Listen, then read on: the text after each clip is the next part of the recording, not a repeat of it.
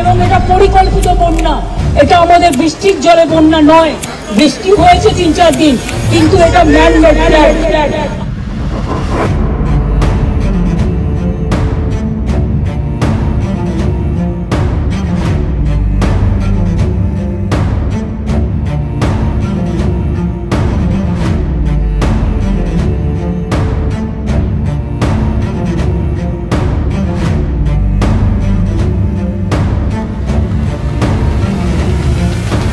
5 লক্ষ পুকুর কেটেছি আমরা, 500 চেক ড্যাম করেছি, তার মধ্যেও জলটা ঢুকছে। সেইগুলো যদি না করতাম তার মানে আরো কত হতো। আর আমি অ্যাডমিনিস্ট্রেশনকে বলবো, যা রিলিফ দেওয়ার কোনো যেন রিলিফ অভাব না হয়। প্রত্যেকটা পরিবারকে দেখে নেবেন, আপনাদের কাছে সবকিছু দেওয়া আছে, কেউ যেন অসুবিধায় না পড়ে।